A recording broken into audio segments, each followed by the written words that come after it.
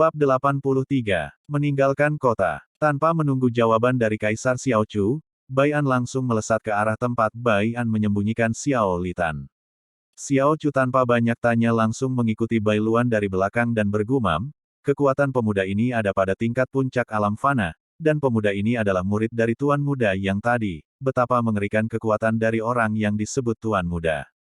Xiao Chu bergidik saat bergumam memikirkan hal itu dalam hatinya. Di tempat Bai An, ia melihat sekeliling sedang mencari sesuatu. Namun tidak menemukan apa yang ia cari. Di mana Kak Tian? Mendengar pertanyaan dari Bai An, Lang Zai langsung tersenyum kecut, lalu melihat ke arah belakang. Hal itu membuat Bai An mengeritkan alis heran. Ia langsung mengedarkan spiritualnya dan menemukan Chen Tian sedang memungut-mungut cincin penyimpanan di tempat tumpukan daging manusia yang telah hancur. Bai An bertambah heran dan bingung melihat apa yang dilakukan oleh kakaknya itu. Lang Zai yang menyadari Bai An masih belum mengerti akhirnya menjelaskan.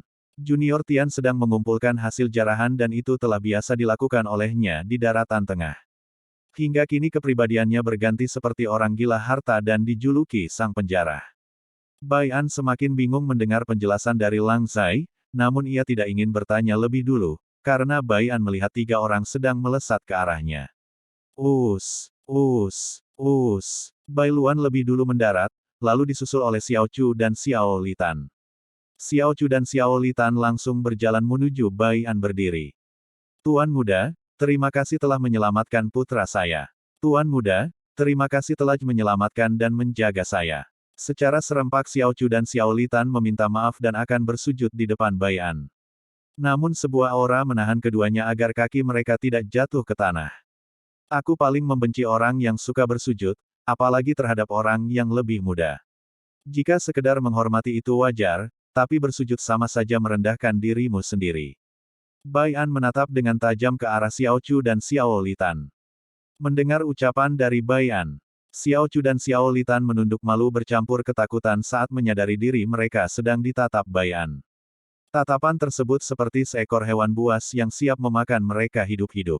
Melihat adanya ketegangan, Bai Luan ingin bertanya kemana senior Chen Tian, agar suasana bisa cair, namun tidak jadi. Karena orang yang akan dicari sudah datang. Aner, Chen Tian berteriak ke arah Bai An, sambil berlari tanpa menggunakan energi. Mendengar suara kakaknya, Bai An menengok ke arah samping dan melihat Chen Tian kini menerjang ke arahnya. Bai An membiarkan hal itu. Kini Chen Tian sedang memeluk Bai An. Setelah cukup lama memeluk adik kesayangannya, ia melihat kalau Xiao Chu bersama seorang pemuda yang terlihat mirip dengan Xiao Yi.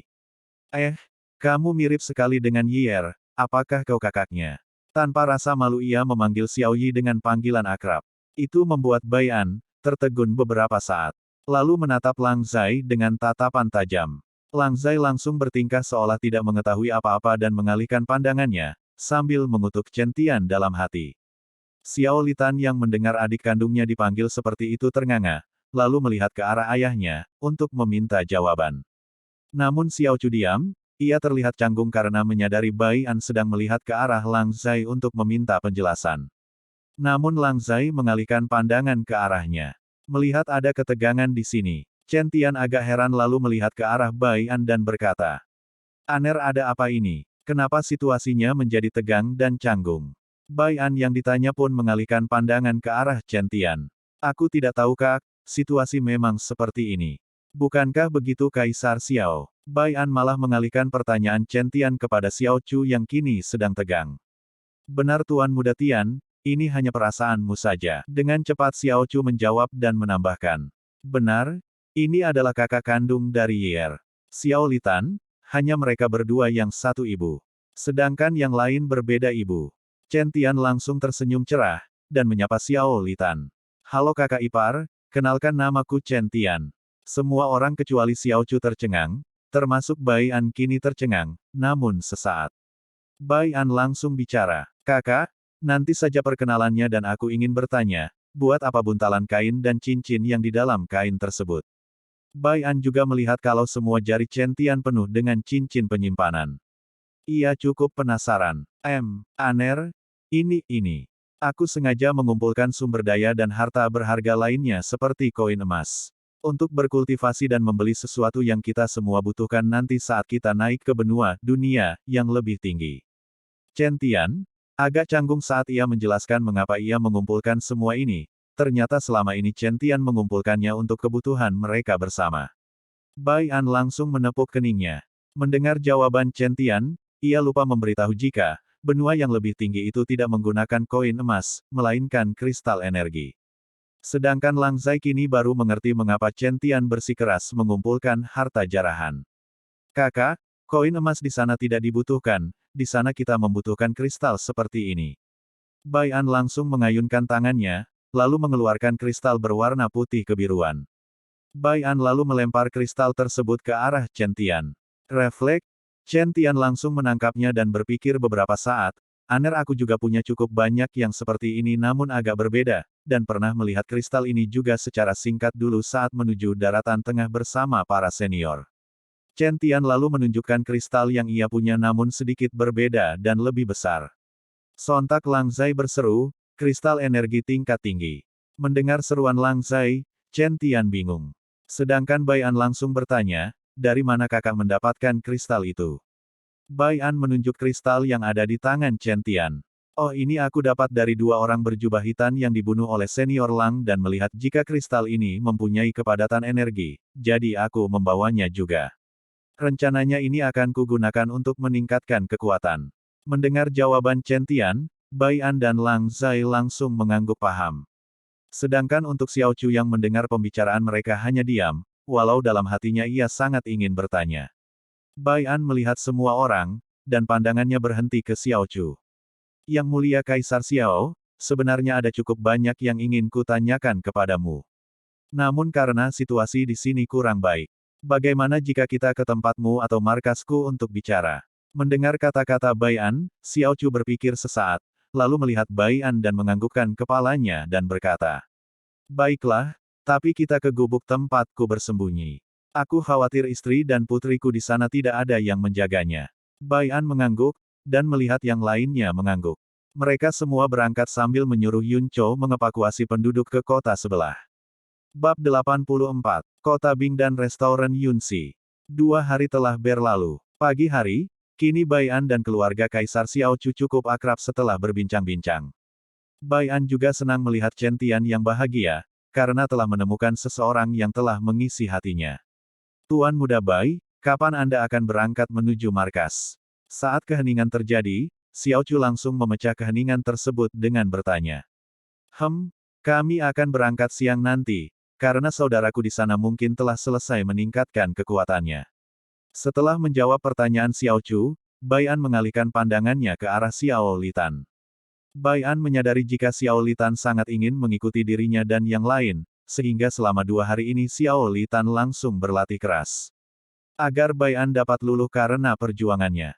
Sebenarnya, dari awal Bai An juga akan mengajaknya dan berlatih di bawah bimbingan Huang Feng yang mempunyai kecocokan satu sama lain. Sedangkan untuk Xiao Litan yang dapat merasakan dirinya ditatap mengalihkan pandangannya ke arah Bai An. "Tuan Muda, apakah kamu akan membawaku ikut bersamamu?"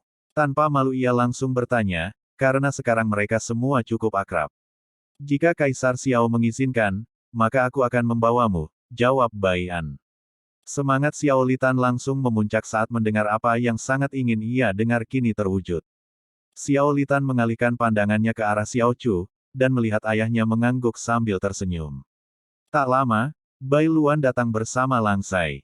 "Guru, aku dan senior Lang sudah mencari informasi mengenai orang-orang berjubah hitam dan para pemberontak." Tanpa salam, Bai Luan langsung bicara ke intinya. "Bai An," Xiao Chu langsung menatap Bai Luan. Bai An langsung bertanya, "Informasi apa yang kamu dapatkan Luaner?" Bai Luan dan Lang Zai langsung duduk di kursi kosong dan berhadapan mereka semua. "Tuan Muda, kami tidak tahu apa yang terjadi tapi klan Li, atau yang biasa disebut orang-orang berjubah hitam telah mundur ke markas mereka semua. Mungkin mereka saat ini membuat rencana baru, atau sengaja mengalihkan perhatian." Setelah Lang Zai mengatakan itu kepada Bai An, kini Lang Zai mengalihkan pandangannya ke arah Xiao Chu dan menambahkan, "Sekte, klan, bangsawan dan semua organisasi tertentu yang berada di bawah kepemimpinan orang berjubah hitam kini telah menyerah karena mereka sekarang tidak mempunyai orang kuat untuk diandalkan.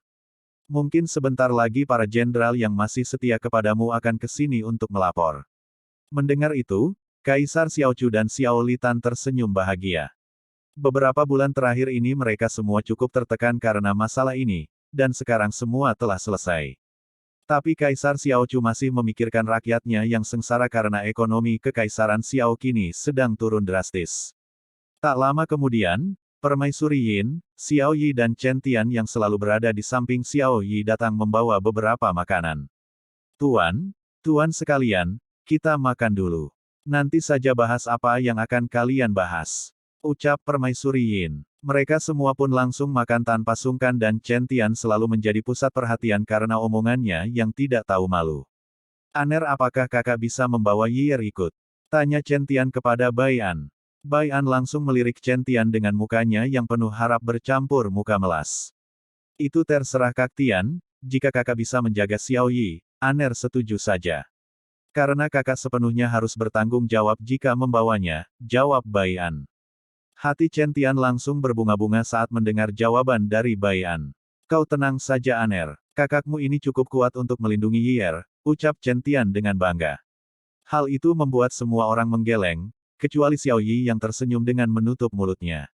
Siang harinya, kini semua telah berkumpul untuk melanjutkan perjalanan ke tempat Pixiu berada.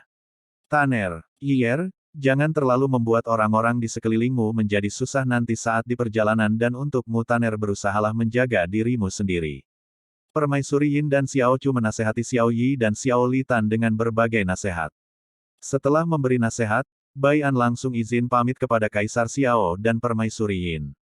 Mereka lalu melesat ke arah tertentu dengan berlari santai mengikuti kecepatan Xiao Yi dan Siap Litan karena ia adalah yang terlemah. 2 jam kemudian, Bai An melihat kota yang lumayan cukup besar. Bai An lalu mengalihkan pandangan ke arah Xiao Litan dan bertanya, kota apa ini Litan? Ini kota Bing, dulu tempat ini dipimpin oleh klan Bing. Tapi sekarang klan Bing sudah ada, aku tak mengetahui sejarah klan tersebut. Karena itu sudah puluhan juta tahun lalu. Xiao Litan menjawab pertanyaan Bai An sambil menuju kota untuk memimpin Bai An dan yang lainnya masuk. Karena Litan tahu jika Bai An belum pernah ke kota ini. Tak ada yang menghalangi mereka memasuki kota Bing, itu karena pemimpin kota ini sudah ditangkap. Pemimpin kota Bing adalah salah satu dari pemberontak tersebut. Saat melihat wajah-wajah para warga yang kini terlihat bahagia, hati Bai An dan yang lainnya terasa hangat. Karena mereka dapat merasakan pancaran kebahagiaan di senyum dan mata mereka. Setelah cukup lama berjalan, Litan, Bai An, dan yang lainnya kini berdiri di depan restoran yang terlihat mewah dan mempunyai 5 tingkat. Restoran ini bernama Yunxi, nama yang sama dengan manajernya. Kita akan makan di sini, makanan di sini cukup enak untuk dicicipi. Litan berbicara sambil berjalan masuk dan diikuti oleh Bai An dan yang lainnya. Saat baru masuk, mereka semua disambut oleh pelayan yang sangat cantik, kecantikan wanita ini dapat menyamai Yuer. Selamat datang pangeran. Pelayan itu cukup terkejut saat tahu siapa yang berada di depannya. Xiao Litan hanya mengangguk, lalu bertanya, manajer Yunxi baru kali ini aku melihatmu menyambut tamu secara langsung.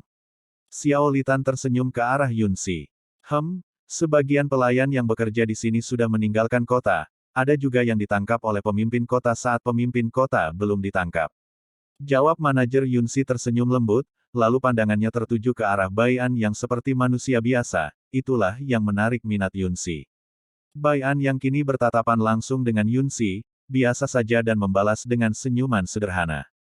Walaupun manajer Yunxi ini sangat cantik, Xiao Litan yang menyadari ini takut jika Bai An akan marah karena berdiri di depan pintu cukup lama langsung bertanya kepada manajer Yunxi. Manajer Yunxi, apakah kita akan tetap berdiri di sini? Sederhana namun menyakitkan bagi manajer Yunxi saat mendengar pertanyaan tersebut. Pangeran, maaf aku lupa jika kita masih berdiri. Yunxi menjawab dengan muka yang memerah karena malu akan kejadian ini. Mari ikuti saya pangeran, tuan putri, dan tuan muda sekalian. Dengan cepat manajer Yunxi membawa mereka semua menuju ke lantai 4, tempat lantai VIP. Bersambung.